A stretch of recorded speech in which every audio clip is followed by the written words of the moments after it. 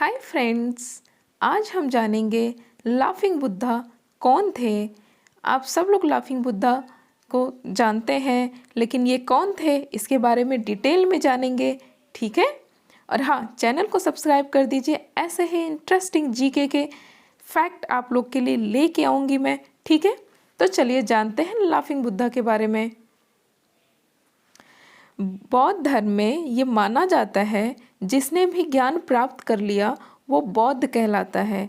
महात्मा बौद्ध के पूरी दुनिया में बहुत से शिष्य थे, जिनमें से एक शिष्य जापान के होते ही थे, ठीक है।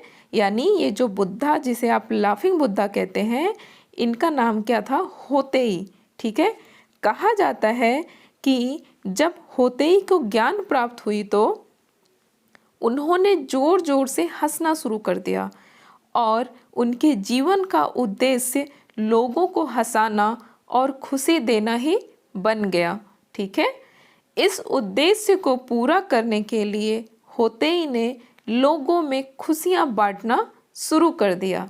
वे जहां जाते लोगों को हंसाते और इस तरह जापान और चीन में लोग उन्हें हंसता हुआ बुद्धा बुलाने लगे। कहाँ पे? जापान और चीन में। इसका अंग्रेजी में अर्थ है लाफिंग बुद्धा, ठीक है।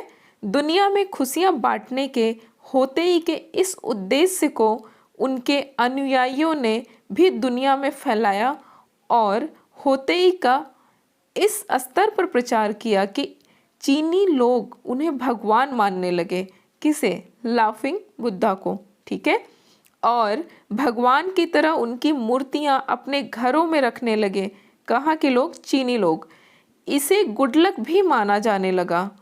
जिस तरह भारत में धन के देवता कुबेर को माना जाता है, उसी तरह चीन में लाफिंग बुद्धा को समृद्धि के देवता के रूप में अपना लिया गया। कहा जाता है कि होते ही लोगों को प्रवचन नहीं दिया करते थे, बल्कि हंसा करते थे। उनके सानिध्य में लोगों ने दुनिया की तकलीफ को भूलकर खुलकर हंसना सीख लिया। उनके सानिध्य में यानी उनके शरण में, उनके पास जो लोग भी आते थे वो अपनी सारी तकलीफ को भूल जाते थे और खुलकर हंसते थे, ठीक है। हंसना और हंसाना ही उनका ध्यान और उनकी समाधि थी। यानी लाफिंग बुद्धा, इनका जो हंसना और हंसाना ही इनका क्या था? समाधि थी, इनका कार्य था, इनका ज्ञान था, जो भी कहिए। उनके अनुसार पूरी सृष्टि हंस रही है।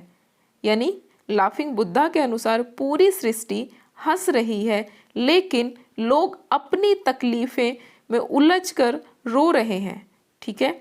यानी इनका ये कॉन्सेप्ट है कि पूरी सृष्टि हंस रही है, लेकिन लोग अपनी तकलीफों में उलझकर रो रहे हैं।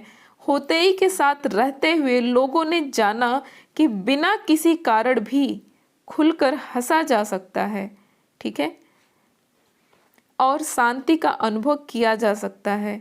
अब तो आप भी जान चुके हैं लाफिंग बुद्धा कौन थे और उनके जीवन का क्या उद्देश्य था। अब आप ये भी समझ गए होंगे कि अपनी तकलीफ़ों में डूबे रहने से समस्या हल नहीं होती है।